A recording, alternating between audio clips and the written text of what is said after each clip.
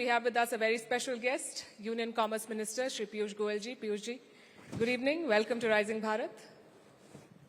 It's Wednesday. Trump tariffs have kicked in. Markets are volatile. Recession fears loom. What is India's strategy, sir? Thank you, Palki. Thank you, Palki. I think we've all seen the way Prime Minister Modi has deftly managed the entire situation. He was very cognizant of the impending possibilities. He was first off the block in building back his old friendship and relationship with President Trump. They both jointly declared that the US and India are trusted partners and we will work towards a bilateral trade agreement by fall of 2025 to ensure that our relationship, our friendship and our ongoing partnership, not only in trade, but in so many areas, geopolitical, defense, we have a very strategic relationship with the US. And I think it's only got reinforced since President Trump has come in. I think our strategy is very clear. We are engaged with the US. Incidentally, we are right up front in the queue because we started early. Prime Minister Modi had the foresight to recognize the crisis, and as is his wont, we have seen it in history over the last 11 years, every crisis has been converted into an opportunity for India. We hope this one is true. And you've been at the forefront of the conversations and you've engaged with the Americans and your counterparts in Washington, D.C. What have they told you? What is their primary concern? Is it the trade surplus or is it the high tariffs? What do they want to fix? I think we must recognize that this problem that the US is facing is not particularly directed towards India. The whole issue is about fair trade. And that's something India has been very vocal about for the last 10 years. I recently shared with an audience that we have to go to the root of the issue. The genesis of this problem emanates from the entry of China into the WTO about 30 years ago, when they approached the WTO and then they were admitted as a full-time member with all the privileges of most favored nation status, which means, in common words, that we cannot have differential tariffs for different nations. And therefore, whatever is the tariff one country imposes on country A has to be the same from country A to Z, unless we have a bilateral trade agreement or a free trade agreement. Now, I think we have suffered over the years tremendously. I don't know what agreement Congress party signed with the Communist Party of China during the UPA government. But post that, we saw the trade deficit with China grow by leaps and bounds. And India and Indian manufacturers, Indian industry, Indian trade suffered massively.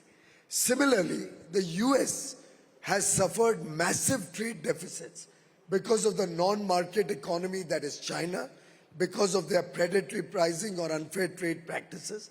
And I think the United States is trying to reset the rules of the game. And in some sense, it's a good omen for India because it opens up huge opportunities. I've just come in, Palki, to your program straight from an interaction with all the sectoral export promotion councils. And I must tell you, save and except one or two, everybody is very excited. They see good potential going forward. They are supporting our engagement with the US, and together they and us will convert this into a great business opportunity. Right, fair point. And I did see that comment about China's unfair economic rise earlier. And by that logic, Trump is taking the fight to China. But in the last decade then, our trade deficit with China has crossed $100 billion. So what are we doing to fix the imbalance? Incidentally, the exponential growth that happened in the UPA time was about 25x. So a small trade deficit from $1 billion, $1.5 billion increased to almost $35 odd billion. Now, once you have weakened Indian industry, once you have killed, for example, our KSM and the important ingredients that go into making our pharma industry the pharmacy of the world, we become dependent on China for these materials, for many items. And then it takes a long time to get all of that back reshored into India. We have been working through projects like the Product Linked Incentive Scheme, where 1,97,000 crores has been given to different sectors. Our Semicon project, where the semiconductor industry and its ecosystem is getting 75,000 crores. We have recently announced that we'll come out with a scheme for the toys and the footwear sector. 2 days back, the cabinet decision was announced, I think probably on Friday last week, 3 days back, that we are going to offer 22,000 crores for the electronics component manufacturers to support them to manufacture high quality inputs in India. So it's a continuous process to promote manufacturing, to get industry in India to replace a lot of goods which have become a part of our supply chains. And wherever we see dumping or predatory pricing from products coming in from China, the government acts proactively. We have the Director General of Trade Remedies acting on any request that sector's industry puts up to us. We have the Industry Ministry working with the different sectors to protect any irrational pricing. So it's an ongoing effort, and our growth of the deficit during our 10 years compared to the 25x plus that grew in the 10 years of UPA is possibly only 3x or so. Right. I'll come to the China point in a bit, and I know there's a political reset as well, but coming back to the Trump tariffs, I'm sure you had some calculation before the tariffs were announced. Was 26% closer to your best case scenario or worst case scenario? I think the tariffs have been determined based on a formula, which is the trade deficit that the US has with a particular country divided by the total imports into the US from that country. What do you make of that formula, though? You're a chartered accountant yourself. I would not like to comment on a formula that's used by the United States. Basis that formula, they've come up with different tariffs for different countries. We believe that India was not one of those countries which really needed to have tariffs on them because we were already in engagement for a bilateral trade deal. But I think the US has not differentiated. For every country, they've come out with a number. But we are in constant engagement, and I think we'll be working with them to take off these additional tariffs in the days to come. And India has a better deal than some of our other players in the region. And we are much faster off the block compared to the others. But I think the strategy at the moment focuses on the trade deal that we're working towards. If for some reason it does not happen by the end of this year, what is the plan B, or is plan B to make plan A work? Well, I think this is another area where I'd like to quote from your past experience. Look at COVID. The challenges were many. Solutions were experimented with very often. If you recall, the oxygen was a big crisis. We had only 900 metric tons of medical oxygen being produced a day. We needed 10 times that amount. But Prime Minister Modi, through deft handling of the entire ecosystem that could produce oxygen, actually achieved not only the production of medical oxygen grow to 10 or 11,000 tons a day, but the bigger problem of logistics, of moving this large quantity, was also resolved. We had to send empty containers, ISO containers, by Air Force planes to save time, and move the finished or filled up containers through railway.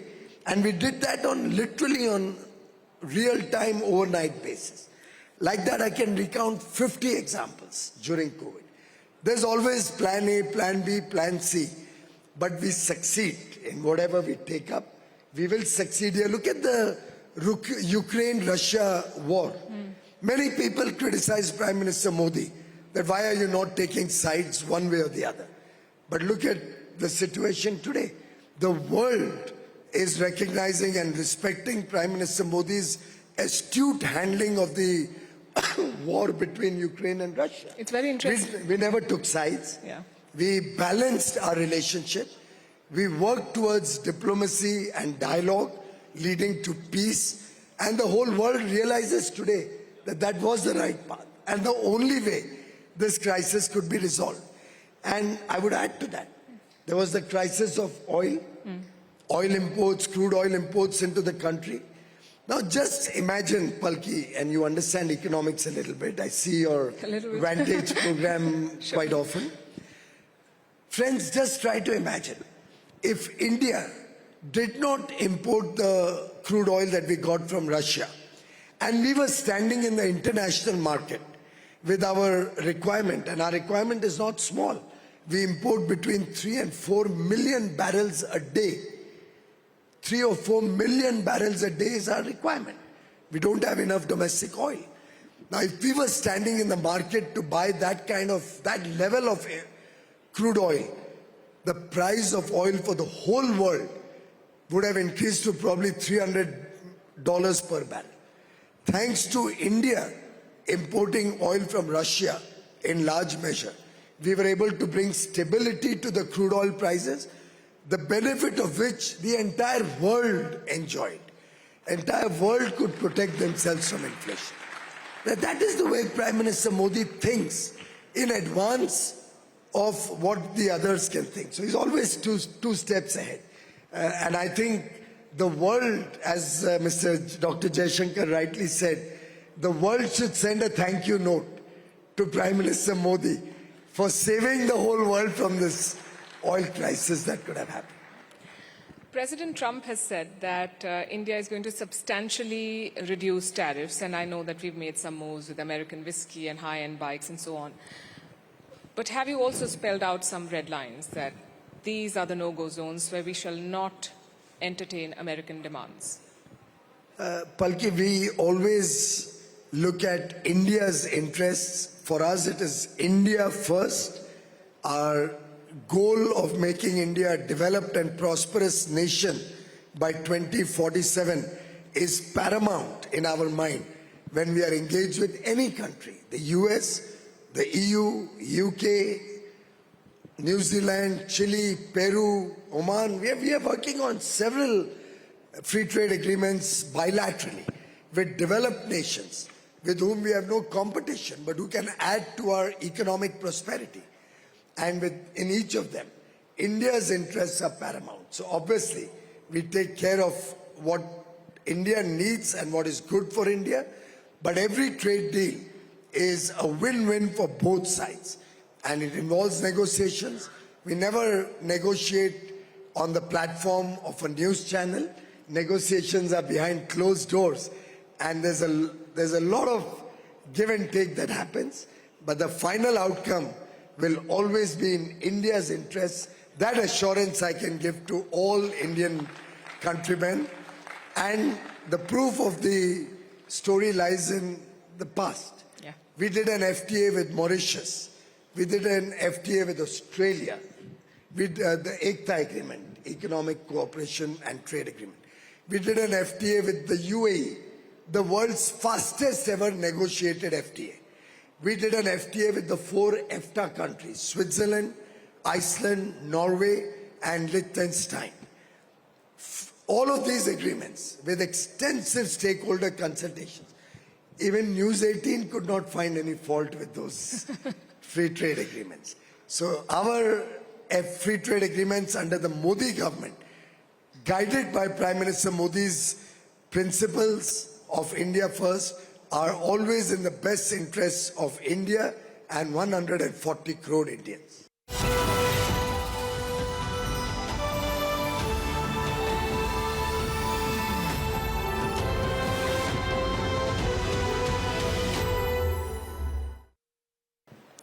Piyushji, have you heard the Gen Z term truth bombs? It's what you dropped a few days back about Indian startups. Why did you choose to drop the truth bomb, and why now? First of all, let me tell you, it was not a truth bomb. It was an appeal to India's talent. And we have huge talent in India. We are the people who provide talent to the world. Our skills, our STEM graduates. And by the way, we produce the highest number of STEM graduates in India, 43% of whom are women. STEM is science, technology, engineering, and mathematics. 43% of our STEM graduates are women. Our talent has huge potential. They've done some wonderful work over the last 9 years since Prime Minister Modi launched Startup India. We've grown from 400 startups to nearly 170,000 plus startups. There's always a moment in history when you now look for the next level of growth. You aspire for bigger and better. And that needs a little bit of jogging of the true potential of India. And I was only trying to show the mirror to our young men and women, show them the huge potential that India has, that each one of our youngsters has, and encourage them to dream big, to aspire big. Because as Prime Minister Modi often says, unless we dream big, unless we look for very big targets, we will never achieve that. And I think that was the simple effort I tried to do. But I must share with you, by and large, I did an analysis of the entire social media, which was abuzz with the comments of the news channels. Yeah. And I found there was a very small ecosystem. Almost all the Congress handles, obviously they are the culprits, one would imagine. But I saw that I got my office to analyze all those news, all those handles on Twitter, on Insta, on Facebook who were critical of my comments. Save and except 3-4 people. Yeah. They were all a part of an ecosystem that has been bashing the Modi government on every single opportunity they got. I can share that report one day in public. It will be an eye-opener for all my young friends to see how the Congress party and its ecosystem doesn't wish to see our startups engage with modern technology, engage with the best in the world, have big aspirations, big targets. And on the other hand, even Aman Gupta of Shark Tank, I saw a lot of comments by very reputed founders, very reputed startup companies, welcoming the call to action for our youngsters to aspire to achieve big targets. You remember Chandrayaan? Yes. We didn't succeed the first time when we tried to do the lunar landing on the south pole of the moon. Prime Minister Modi was right there, encouraging the young scientists, encouraging the team, many women there, encouraging them, don't lose hope. I think it was Dr. Sivan at that time, encouraging them, we have to succeed. We will succeed as a nation. And lo and behold, second time around, we are the first country in the world to do the lunar landing at the South Pole. We need to encourage our scientists, we need to encourage our people. They have the potential. And that's what I tried to do. No, and I agree. It was a positive provocation, if I may, and it's important to have tough conversations to grow as a country. And new ideas, especially the ones in technologically advanced spaces, require a strong platform to build on. And that is also a challenge that we as a country need to overcome because that platform is typically provided by a government. I was looking at a report that said that we spend, 0.6% of our GDP on R&D, research and development. China spends 2.4%. The US spends more than 3%. Would you say that successive governments have failed to create the right environment and launch pad for young entrepreneurs to really take off? It's the story of the water in this glass. It's half full and half empty. Of course. A number of initiatives have been taken. A number of initiatives are on the anvil. A number of initiatives are already on the table. Let me share 2 or 3 things. Our startups have done us proud with huge amount of good things that have come out. In fact, we had the Startup Mahakumbh at this very venue, Bharat Mandapam. Right. In my 11 years as a minister, I've never been to any program, all 3 days. But I came here all 3 days. It was so exciting. And the work that I saw here, the deep techs, the agri-techs, the edu-tech, some of the innovative fintech work, there was some fantastic work. What I saw encouraged me to think bigger. And I think it will encourage thousands. We had a footfall of 30,000 in Startup Mahakumbh first edition last year. We had estimated we'll have about 1 lakh of people coming this time. You know, we crossed 2,30,000. Fantastic. Almost 9.5x in the Startup Mahakumbh too. Out of the 3,000 exhibitors, 1,500 technology-based entrepreneurs. We gave them space free of charge, encouraging them to come here and showcase their technology products. We did a Mahariti, a challenge for the technology-oriented startups, where we gave 70 crores worth of grants. No equity, no loan, nothing, grants to all those who came up with good ideas. And I gave out some of those awards. You know, they were from places like Badaun, from Odisha, from Bihar, from Sikkim, from Guwahati, all over the country. Now we are coming out with Startup Fund of Funds second edition, another 10,000 crores. And I've asked SIDBI, who monitors it, to promote more of the tech-based, deep tech-based, AI-based startups, take more grant-based funding or less equity. Allow the founders to enjoy the equity. If they do well, allow them to claw back their equity. We are coming out with a 1 lakh crore Anusandhan NRF, National Research Foundation, a fund of 1 lakh crores to promote research in a public-private academia partnership. And that 1 lakh can be equivalent to 10 lakh crores of funding for R&D, because our R&D is at 1/10 the cost of US or Switzerland. So, and there are many more initiatives. Time is up. But I can assure all the viewers of Network 18 and its channels across the length and breadth of the country, Modi ji's government is with all of you. Go for it. Innovate in India. The country stands behind you. Thank you.